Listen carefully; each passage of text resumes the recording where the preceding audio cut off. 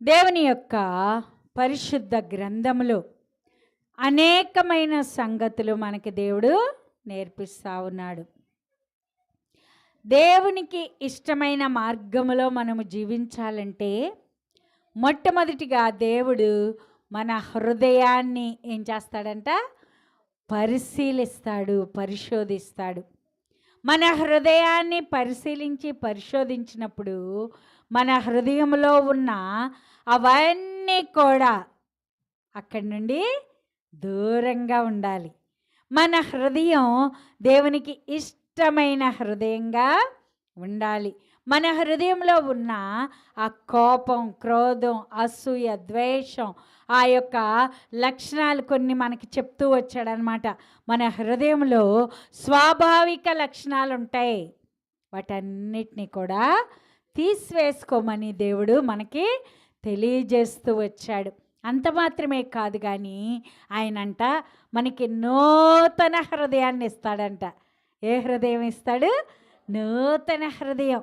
ఇక్కడ మనం చదువుకున్న ఈ వాక్య భాగంలో 11వ వచనంలో ఏమంటున్నాడు ఆయన? యెహోవా ప్రత్యక్షమాయను. కీర్తనల గ్రంథము 9వ అధ్యాయము. ప్రత్యక్షమాయను. ఆయన తీర్పు తీర్చి ఉన్నాడు. ఆయన ఏం చేస్తాడంట మనల్ని? ఈ విషయం మనం గుర్తుపెట్టుకోవాలి. నువ్వు ఎన్ని సంవత్సరాలు దేవుని దగ్గరకు వచ్చి ఎన్ని సంవత్సరాలు అయ్యిందో, ఎన్నిసార్లు నువ్వు దేవుని వాక్యాన్ని వింటున్నావో, ఎన్ని వాక్యాలు నువ్వు దేవుని సన్నిధిలో నేర్చుకున్నావో నువ్వు జ్ఞాపకం ఉంచుకోవాలి. వాక్యాన్ని ఎలా వినాలని మనం నేర్చుకున్నాం? శ్రద్ధగా వినాలి. ఏళాకోళంగా, ఎగతాళిగా, నాకు కాదు వాక్యం పక్కనోళ్ళకి అని ఎన్నడూ మనం అనుకోకూడదు. ఏ వాక్యమైనా సరే ఇది నాకే, ఏ వాక్యం చెప్పినా ఇది నాకే. ఈ వాక్యంలాగా ఈ చెప్పిన వాక్యంలాగా నా హృదయం ఉందా లేదా? ఈ చెప్పిన మాటల్లాగా నా మనసు మారిందా లేదా? ఈ చెప్పిన మాటల్లాగా నా జీవితం ఉంటుందా లేదా అని మనల్ని మనమే పరిశీలన చేసుకోవాలి. కొన్నిసార్లు సాతాను ఏం చేస్తుందో తెలుసా? వాక్యం వినగానే, ఈ వాక్యం మీ ఆవిడింటే భలే ఉండేది, ఈ వాక్యం నీ భర్త ఉంటే బాగుండేది, ఈ వాక్యం నా తోడుకోళ్ళు వింటే బాగుండేది. నేను వింటున్నాను కానీ ఎవరు వినాలంటే ఈ వాక్యం నా తోడుకోళ్ళు వినాలి, లేకపోతే మా అత్తగారు వినాలి, మా కోడలు వినాలి. ఇలాగా సాతాను ఏం చేస్తుందంటే మనల్ని ప్రక్కదారి పట్టిస్తూ ఉంటుంది. వారి కోసం కాదు వాక్యం చెప్పేది, మొదటిగా నువ్వు వినాలి. నువ్వు దేవుని మందిరానికి వచ్చావు, నువ్వు దేవుని మాటలు వింటున్నావు, నువ్వు దేవుణ్ణి నమ్ముకుని యథార్థమైన మార్గంలో నువ్వు నడవాలి. ప్రభువా నాకు వినిపింపచేసావు నాయన, నేను విన్నాను నాయన ఈ మాటలు, నేను ఆ రీతిగా నడుచుకోవాలి. మన హృదయంలో ఏమేమి ఉంటాయి అని మనం చక్కగా నేర్చుకుంటూ వచ్చాం. హృదయంలో ఉండే కోపం వల్ల కయ్యూను ఏం చేశాడు? తన తమ్ముడిని చంపేసి నరహంతకుడిగా కనపడ్డాడు. లోభత్వం ఉండడం వల్ల ధనవంతుడు ఏమైపోయాడు? తన ప్రాణాన్ని పోగొట్టుకున్నాడు. మరి రకరకాల ఆలోచనలు చేయడం వల్ల ఏ నష్టాలు వస్తాయో మనం చక్కగా నేర్చుకుంటూ వస్తున్నాం. అయితే ఇక్కడ ఈ దినాన్ని ఏమంటున్నాడంటే తీర్పు తీరుస్తాడంట. ఏం చేస్తాడంటమ్మా? ఏం చేస్తాడు? దేవుడు తీర్పు తీరుస్తాడంట. మనం దేవుని సన్నిధిలో కూర్చున్న ఈ గంటలో ఆయన పరిశుద్ధ గ్రంథంలో రాసుకుంటాడు. ఎన్ని గంటలు మనం దేవుని సన్నిధిలో విన్నామో. సంవత్సరానికి 52 వారాలు, 52 ఆదివారాలు, మిగతా సమయాలు పక్కకు పెట్టేయండి. అంటే కనీసం నువ్వు దేవుని మందిరంలో 2.5 గంటల చొప్పున ఉంటే 52 2.5లో ఎన్ని గంటలు అయిపోతాయి? నిజంగా అన్ని గంటలు నువ్వు దేవుని సన్నిధిలో ఒక్క సంవత్సరానికే. మరి నువ్వు ఎన్ని సంవత్సరాలైంది దేవుని దగ్గరకు వచ్చి? ఇన్ని గంటలు విన్నా నీ వాక్యం, నీ జీవితం మారిందా? దేవుడు ప్రశ్నిస్తూ ఉన్నాడు. నువ్వు మార్చుకున్నావా? ఒక్కటైనా నీ పద్ధతి మార్చుకున్నావా? నీ మాటలు మార్చుకున్నావా? నీ చూపులు మార్చుకున్నావా? నీ నడవడిక మార్చుకున్నావా అని దేవుడు నిన్ను నన్ను ఏం చేస్తాడు? తీర్పు తీరుస్తాడు. ఏం చేస్తాడమ్మా? తీర్పు తీరుస్తాడు. నిన్ను సరదాగా ఈ స్థలంలో కూర్చోబెట్లా. నీకు చెప్పే ఈ వాక్యాలను బట్టి నీకు తీర్పు ఉంది. నువ్వు వింటున్న ఈ వాక్యాలను బట్టి నువ్వు తీర్పు తీర్చబడతావు. మరి విన్నోళ్ళ సంగతి ఏంటండి? విన్నోళ్ళు వాళ్ళ పని హాయిగా ఉంటుందా? ఎక్కడికి వెళ్తారంట? దుష్టుల మార్గము నాశనమునకు నడుపును. దుష్టులు ఎలాగో, దేవునికి ఇష్టం లేని వారు ఎలాగో ఎక్కడికి వెళ్ళిపోతారు? నరకానికి వెళ్ళిపోతారు. వాళ్ళు కూడా నరకానికి వెళ్ళకుండా ప్రార్థన చేయాల్సిన బాధ్యత ఎవరికిచ్చాడు? నీకిచ్చాడు. ప్రార్థన చేయాల్సిన బాధ్యత నీకిచ్చాడు. నీ కుటుంబంలో ఒకవేళ నువ్వు ఒక్కదానివే వస్తున్నావేమో, నీ కుటుంబంలో నుండి నువ్వు ఒక్కదానివే వస్తున్నావేమో. కొంతమంది ఉంటారన్నమాట, వృద్ధులు. కొంతమంది అనుకుంటారు నా కుటుంబంలో నుండి ఈ యొక్క మందిరానికి నేను ఒక్కదాన్నే వస్తున్నాను. నిన్ను ఒక్కదాన్ని ఎందుకు తీసుకొచ్చాడో తెలుసా దేవుడు? నువ్వు ఒక్కదానివే నీ కుటుంబం అంతటి కొరకు ఏం చేయాలి? ప్రార్థన చేయాలి. నేను ఒక్కదాన్నే అని వెనక్కి వెళ్ళిపోవడం కాదు, నేను ఒక్కదాన్నే అని నీరసపడటం కాదు, నేను ఒక్కదాన్నే అని నిన్ను నువ్వు తగ్గించుకోవడం కాదు. నువ్వు ఒక్కదానివే నీ కుటుంబం అంతటి కొరకు ప్రార్థించే బాధ్యతను నీకు అప్పగించాడు. నువ్వు నీ పని చేయి, ఆ తర్వాత పని ఆయన చేస్తాడు. ఎందుకంటే నువ్వు చేసిన ఈ ప్రార్థన దేవుని దగ్గరికి చేరుతుంది. ఈ ప్రార్థన దేవుని దగ్గరికి వెళ్తుంది. ఆయన దేవుని గ్రంథములో, ఏ గ్రంథం అది? ఆ గ్రంథం పేరు తెలుసు కదా? జీవ గ్రంథములో రాసుకుంటాడు. నువ్వు కన్నీటితో ప్రార్థన చేస్తే ఆ బుడ్లో దాచి ఉంచుతాడు. నువ్వు ఏ రీతిగా ప్రార్థన చేస్తున్నావు, ఎంత సమయం ప్రార్థన చేస్తున్నావు అన్నీ కూడా దేవుడు చక్కగా రాసి ఉంచుతాడు. అందుకని నిన్ను తీర్పు తీరుస్తాడు. నువ్వు ఈ స్థలానికి వచ్చి అశ్రద్ధగా దేవుని వాక్యం విన్నావనుకో, దానివల్ల నీకేమీ ప్రయోజనం లేదు. అయితే దేవుడు ఈ దినాన్ని ఏం చెప్తా ఉన్నాడంటే, మనకి నూతన హృదయం ఇస్తాడంట. ఎలాగిస్తాడో చూడండి. యెహెజ్కేలు గ్రంథము 18వ అధ్యాయము 31వ వచనాన్ని చదువుకుందాం. మీరు జరిగించిన అక్రమ క్రియలన్నిటినీ విడిచి నూతన హృదయమందు నూతన బుద్ధియు తెచ్చుకొనుడి. మనమంట జరిగించిన అక్రమ క్రియలు ఏం చెయ్యాలంట? చదవమ్మా. అక్రమ క్రియలన్నిటినీ విడిచి. అమ్మా ఏం చేయాలి? అక్రమ క్రియలన్నిటినీ విడిచి.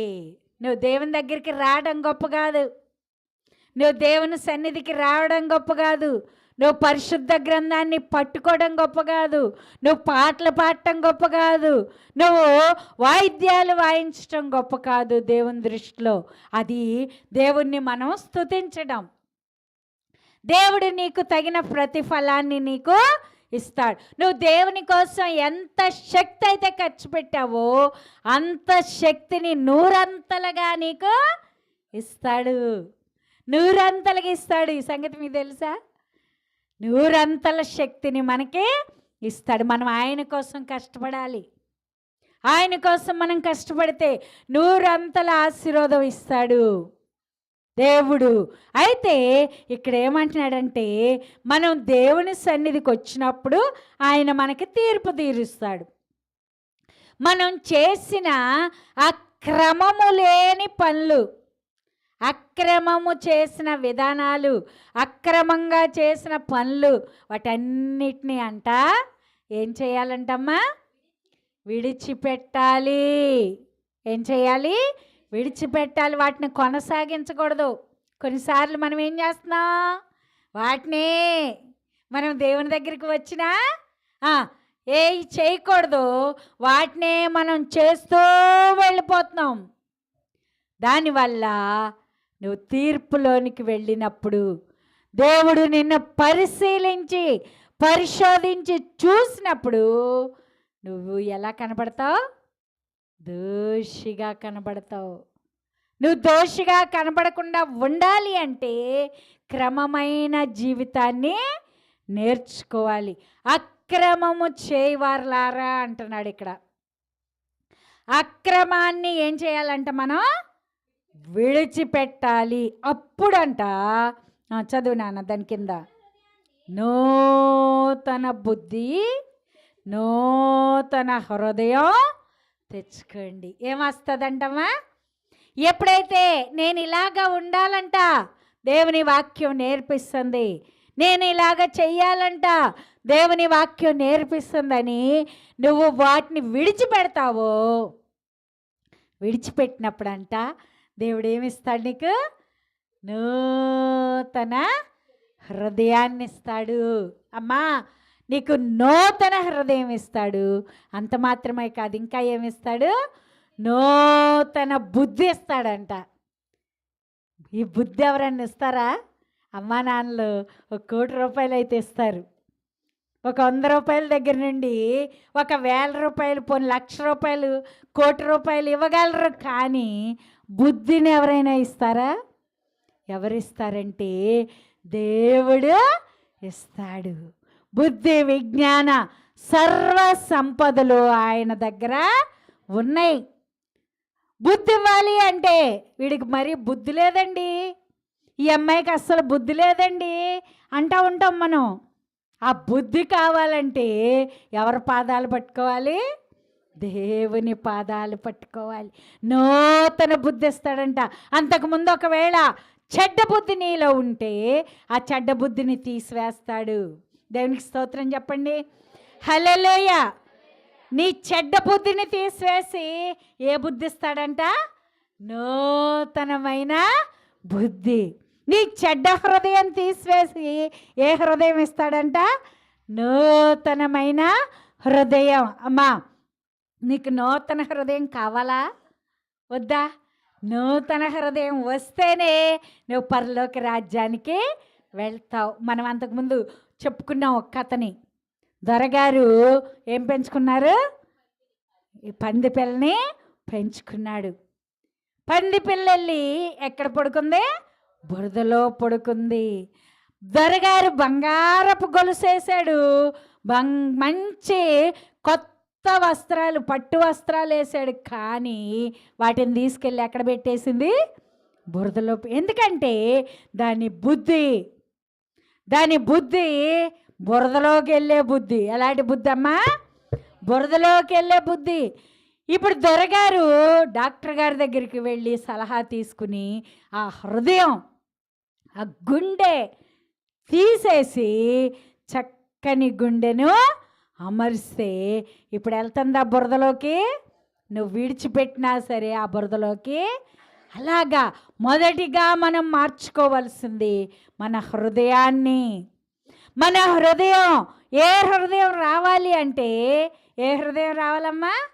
నూతన, అందరు చెప్పండి, నూతన హృదయం రావాలి. నూతన హృదయం రావాలి అంటే అక్రమమైన వాటిని విడిచిపెట్టాలి. ఏం చేయాలి? విడిచిపెట్టాలి. మరి అక్రమమైన ఏంటయ్యి చూద్దాం. చూడండి, లూకా సువార్త, మత్తయి సువార్త 25వ అధ్యాయము, మత్తయి సువార్త 25వ అధ్యాయము 34వ వచనాన్ని చదువుకుందాం. అప్పుడు రాజు తన కుడివైపున ఉన్నవారిని చూచి, నా తండ్రి చేత ఆశీర్వదించబడిన వారలారా రండి, లోకము పుట్టినది మొదలుకొని మీ కొరకు సిద్ధపరచబడిన రాజ్యమును స్వతంత్రించుకొనుడి. ఇక్కడ ఒక రాజుగారు ఉన్నారంట. ఈ రాజుగారికి కుడివైపున కొంతమంది ఉన్నారు, ఎడమ వైపున కొంతమంది ఉన్నారు. అమ్మా, ఈ యొక్క రాజుగారి దగ్గరికి వెళ్ళినప్పుడు కుడివైపున కొంతమంది ఉన్నారు, ఎడం వైపున కొంతమందిని ఉంచారు. ఇప్పుడు రాజుగారు ఈ కుడివైపు ఉన్న గుంపును చూసి అంటున్నాడంట, ఆశీర్వదింపబడిన వారలారా రండి అని పిలిచాడు. ఆశీర్వదించబడిన వారలారా రండి. మనం ఇటు తిరిగితే ఇటు కుడివైపు అవుద్ది, మన చేతి కుడివైపు కాదు. మన చేతి కుడివైపు, నేను కుడివైపు కూర్చోలేదు అయ్యో అనుకోబాకండి ఎవరు. ఈ కుడి వైపు కాదు, కానీ ఎవరి దగ్గర మనం కుడివైపు ఉండాలి? దేవుని దగ్గర మనం కుడివైపు ఉండాలి. ఈ వాక్యాన్ని నా కోసం దేవుడు నేర్పించాడు అనుకోవాలి. ఆ కుడివైపు మనం కూర్చోవాలనుకోవాలి. ఆ కుడివైపు కూర్చున్న వారిని దేవుడు ఏమని పిలుస్తాడు? ఆశీర్వదించబడిన వారలారా రండి అంటాడు. ఈ ఆశీర్వదించబడిన వారికి ఏమిచ్చాడంట? లోకము పుట్టినది మొదలుకొని మీ కొరకు సిద్ధపరిచిన రాజ్యమును స్వతంత్రించుకొనుడి. లోకం పుట్టినప్పటి నుండి కూడా ఇప్పుడు తీర్పు జరుగుతుంది. లోకం ఎప్పుడు పుట్టిందమ్మా? అమ్మా ఎప్పుడు పుట్టింది జయం గారు? లోకం ఎప్పుడు పుట్టింది? ఆదాముతో మొదలైంది. ఎప్పుడు మొదలైంది? మొట్టమొదటి వ్యక్తి తన చేతులతో తన స్వహస్తముతో తయారు చేసినట్లుగా పరిశుద్ధ గ్రంథం మనకే తెలియచేస్తూ ఉంది. ఆ మొట్టమొదటి వ్యక్తి పేరేంటి? ఆదాము. ఆదాము మొదలుకొని మన వరకే ఆగిపోద్దు, మన పిల్లల వరకు ఆగిపోద్దు, మన మనవాళ్ళ ముని మనవాళ్ళ వరకు ఆగిపోద్దు మనకు తెలియదు. కానీ కాలము మొదటి రోజు నుండి చివరి రోజు వరకు దేవుడు ఏం చేస్తాడు? 2 గుంపులు చేస్తాడు. 2 గుంపులు చేసి ఆయన తీర్పు తీరుస్తాడు. ఆశీర్వదింపబడిన వారిని పిలుస్తున్నాడంట. ఏమని పిలుస్తున్నాడు? లోకం పుట్టినది మొదలుకొని మీ కొరకు సిద్ధపరిచిన ఈ రాజ్యాన్ని స్వతంత్రించుకోండి. ఏ రాజ్యం అది? పరలోక రాజ్యం. ఈ కుడివైపు ఉన్న వారికి సిద్ధపరిచాడు దేవుడు. ఆయనకి ఇష్టమైన బిడ్డలకు సిద్ధపరిచాడు. అందుకే కొంతమందే మందిరానికి వస్తారు, అందరు రారు. కొంతమందిని మనం బలవంతం చేసి లాక్కొచ్చినా కొన్ని రోజులు వచ్చి మళ్ళీ మానేస్తూ ఉంటారు. కారణం ఏంటంటే వాళ్ళు నేర్చుకుంటే దేవునికి ఇష్టమైన బిడ్డలుగా మార్చబడతారని సాతాను ప్రణాళిక. ఆ రోజే ఫంక్షన్లో, ఆ రోజే పెళ్ళిళ్ళు, ఆ రోజే చుట్టాలు, ఆ రోజే బట్టలు, ఆ రోజే అన్ని కార్యక్రమాలు వస్తాయి. ఎందుకంటే ఆయన చెప్పాడన్నమాట, పరిశుద్ధ దినాన్ని ఆచరించండి. నువ్వు మందిరంలోకి వెళ్ళి ఆయన్ని స్తుతించు, మందిరాన్ని ఎన్నడూ విడిచిపెట్టొద్దు అని చెప్తే మనం ఏం చేస్తాం? పని అస్సలు మానం. పని అయితే మానం. పని మానేస్తే అమ్మో డబ్బులు పోతాయి. ఇంకా వేరే వేరే పనులు అయితే మానం. ఏదైతే మానేస్తాం? మందిరం అయితే పర్వాలా, ఆదివారం మానేసిన ఏం పర్వాలేదు. ఎందుకంటే మనం అక్కడికి వెళ్ళి చక్కగా సరదాగా మనం ఏం పనులు చేయాలి అవన్నీ చేసుకురావచ్చు. కొంతమంది లాగా తలస్తూ ఉంటారు. అయితే ఈ తీర్పు ఉన్నది అనే సంగతి నువ్వు ఎల్లవేళలా జ్ఞాపకం ఉంచుకోవాలి. నువ్వు అక్రమంగా చేసే పనులు ఏం చేయాలన్నాడు? విడిచిపెట్టాలి, విడిచిపెట్టాలి. దేవుడు చేయొద్దన్న పనులు నువ్వు విడిచిపెట్టాలి. అలాగైతేనే నువ్వు ఆ దినాన నిన్ను హృదయంలో పరిశీలించి పరిశోధించి చూసినప్పుడు నువ్వు దేవునికి ఇష్టమైన బిడ్డగా కనబడతావు. ఇప్పుడు కుడివైపు ఉన్న గుంపును చూసి ఆశీర్వదించబడిన వారలారా రండి పిలుస్తున్నాడు. మరి ఎడం వైపు ఉన్న వాళ్ళని చూసి ఏమంటున్నాడో చూడండి, 40వ వచనం.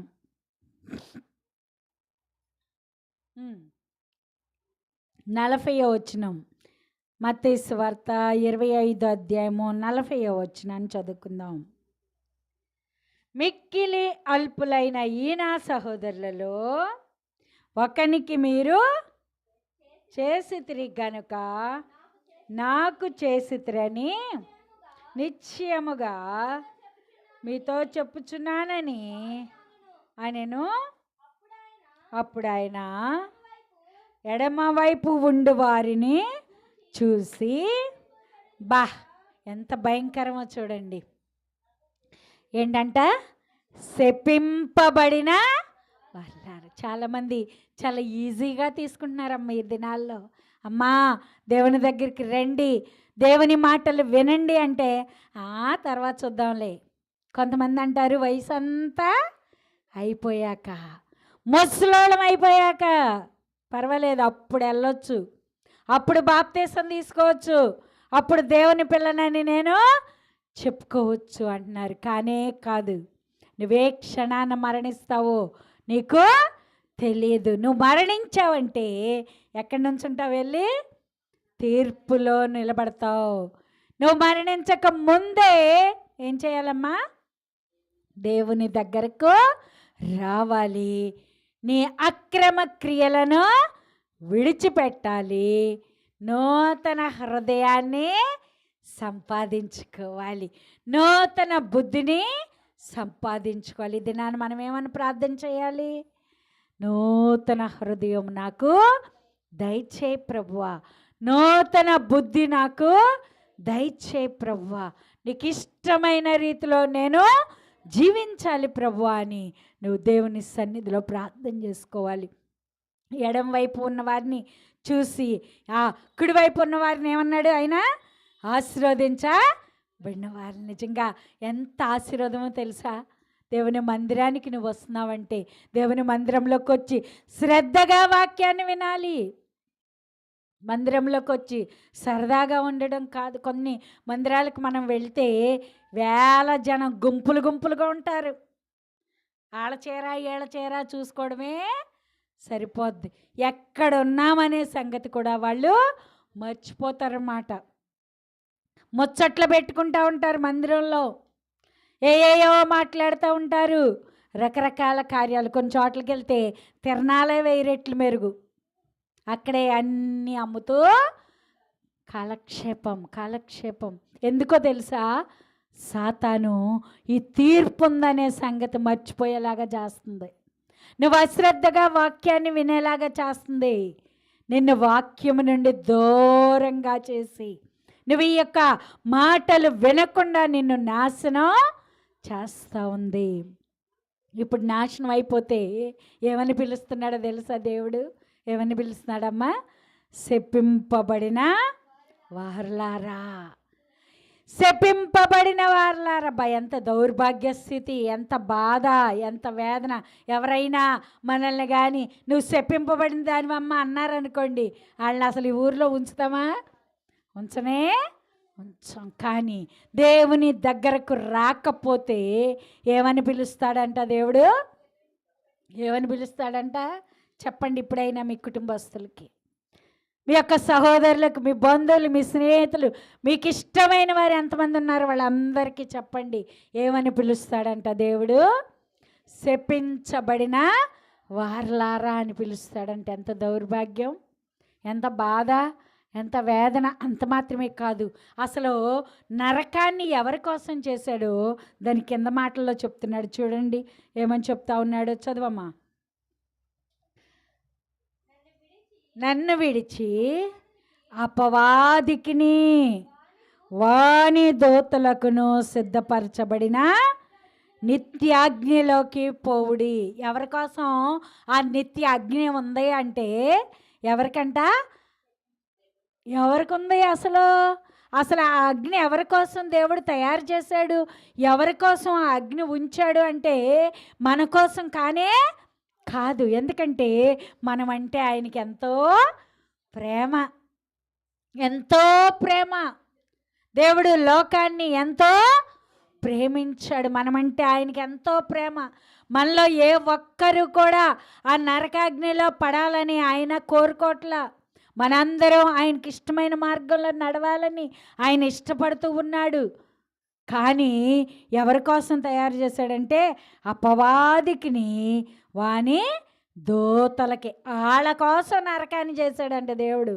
కానీ ఇప్పుడు ఏమైపోతున్నారంటే వాళ్ళని అనుసరించిన వాళ్ళు, అపవాదిని అనుసరించిన వాళ్ళు, అపవాది దూతల్ని అనుసరించిన వాళ్ళు ఇప్పుడు ఏమైపోతున్నారు? శపించబడుతున్నారు, శపించబడుతున్నారు. ఈ శపించబడిన వారందరూ ఎక్కడికి వెళ్ళిపోతున్నారు? అగ్నిలోకి, నరకంలోకి వెళ్ళిపోతూ ఉన్నారు. నీకు బాధగా అనిపించట్లేదమ్మా? ఎవరైనా నరకంలోకి వెళ్ళిపోయి అగ్నిలో కాలిపోతూ ఉంటే చూస్తా సరదాగా భలే ఉన్నా, భలే కాలిపోతున్నాం అనుకుంటారా? మనం ఎంతో దుఃఖంతో, వేదనతో మన కుటుంబస్తుల కోసం ప్రార్థన చెయ్యాలి. వాళ్ళు దేవుని దగ్గరకు రావట్లేదంటే ఎక్కడికి వెళ్ళిపోతున్నారని అర్థం? ఎక్కడికి వెళ్ళిపోతున్నారని? నరకంలోనికి. తీర్పు ఉంటుందనే సంగతి చాలామందికి తెలియక దేవునికి దూరంగా వెళ్ళిపోతూ ఉన్నారు. దేవునికి ఇష్టమైన మార్గాన్ని విడిచిపెడతా ఉన్నారు. మనం ఏం విడిచిపెట్టాలంట? అక్రమైన, ఇంకా చాలా ఉన్నాయన్నమాట. ఏ విడిచిపెట్టాలో తర్వాత వారంలో నేను చెప్తాను. మరి మనం ఈ దినాన ప్రార్థన చేసుకుందాం. ప్రభువా, నాకు నూతన హృదయం కావాలయ్యా. మీలో ఎవరు నూతన హృదయం కావాలనుకుంటున్నారో, ఎవరు నూతన బుద్ధి కావాలనుకుంటున్నారు, ప్రతి ఒక్కరూ ఆ రీతిగా ప్రార్థన చేయండి. మీకు దేవుడు నూతన హృదయాన్ని, నూతన బుద్ధిని అనుగ్రహించటానికి సిద్ధంగా ఉన్నాడు. ప్రార్థన చేసుకుందాం, ప్రార్థన చేసుకుందాం. అమ్మా మహాపరిశుద్ధుడా, ఘనమైన దేవా, దయగలిగిన రాజా, నీ పాదాలకు వందనాలయ్యా. అయ్యా, హృదయము లోపల నుండి ఏ వస్తున్నాయో మార్కు సువార్తలో